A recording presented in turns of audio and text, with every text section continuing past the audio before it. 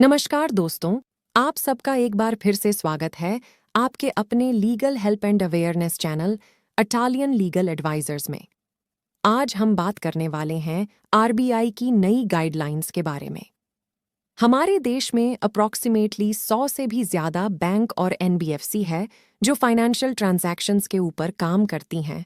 तो अगर किसी का लोन राइट ऑफ या बिल्कुल डिफ़ॉल्ट हो चुका है, वो भी अपना लोन अब ख़त्म करवा सकते हैं। लेकिन कैसे? ये आपको इस वीडियो से पता लग जाएगा।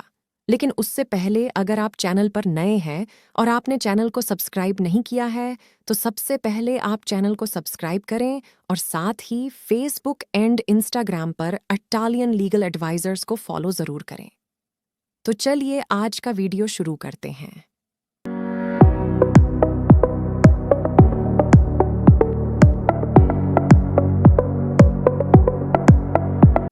सबसे पहले बात करते हैं राइट ऑफ के बारे में।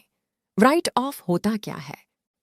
राइट ऑफ का मतलब होता है कि जब 10 से 15 महीने हो गए हैं आपके लोन को, जिसमें आप लोन की ईएमआई नहीं दे पा रहे हैं।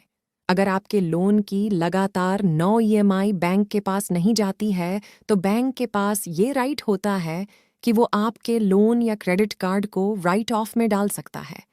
राइट ऑफ के केस में बैंक ये मान लेता है कि ये पैसा अब मर गया है, ये लोन अब नॉर्मल वे से रिकवर नहीं होगा। उन्होंने अपने हर तरीके से आपको कॉल करके, होम विजिट करके या सेटलमेंट ऑप्शन से हर तरह से ट्राई कर लिया ईएमआई को ट्रैक पर लाने को। लेकिन वो पैसा रिकवर नहीं हुआ तो बैंक उस लोन को राइट ऑफ कर देता है, यानी कि अपने अकाउंट बुक्स में उसको एक तरह से मरा हुआ डिसाइड कर देता है। ऐसे ही दूसरा केस होता है विलफुल डिफॉल्ट, जिसका मतलब है कि आपके पास पैसे तो हैं लेकिन आप देना नहीं चाहते हैं। जैसे मान लेते हैं कि आपका लोन जो पेंडिंग है वो अप्रॉक्स 1 लाख रुपए हैं और आप उसकी ईएमआई नहीं दे रहे हैं। लेकिन आप जो फ़ोन यूज़ कर रहे हैं वो एप्पल का फ़ोन है, या फिर वो इतना महंगा फ़ोन है जिसको खरीदने के लिए आपको काफ़ी पैसा देना पड़ा होगा। तो यहाँ से ये पता लग रहा है कि आपकी नीयत नहीं है बैंक को पैसा देने की। आप विलफुली बैंक को उसकी ईएमआई नहीं दे रहे हो। ऐसे केस में बैंक आपके लोन को विलफुल डिफॉल्ट के स्टेटस में डाल देते हैं, जिसमें सेक्शन 420 में भी एफआईआर दर्ज हो सकती है। लोन की किश्त ना भर पाना कोई भी क्राइम नहीं है, लेकिन नीयत खराब रखना और पैसे होने के बाद भी बैंक को पैसा ना देना रॉन्ग इंटेंशन को बताता है, इसलिए एफआईआर होने के चांसेस हैं। लेकिन इसके साथ यहाँ ये भी ध्यान रखिए कि विलफुल डिफॉल्ट बोलना ठीक है, लेकिन बैंक को उसको प्रूफ भी करना होगा। अगर बैंक प्रूफ नहीं कर पाती है तो ये बैंक के लिए एक बड़ी प्रॉब्लम बन जाती है। लेकिन अगर किसी भी तरह बैंक इसको प्रूफ कर देता है तो आपके ऊपर सेक्शन 420 की एफआईआर हो सकती है।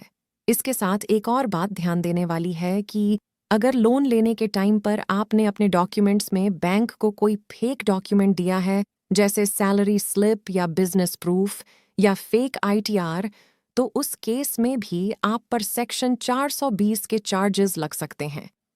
इसके अलावा किसी भी कंडीशन में, किसी भी पुलिस स्टेशन में आपके खिलाफ कोई भी एफआईआर दर्ज नहीं हो सकती। अब अगर आपका लोन राइट ऑफ में है तो आप उसको सेटल कर सकते हैं या फिर उसको रीस्ट्रक्चर भी कर सकते हैं।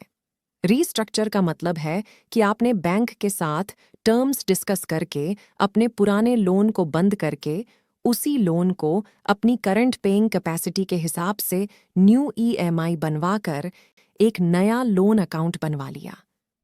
अब इस नए अकाउंट का पुराने लोन अकाउंट से कोई लेना देना नहीं होगा।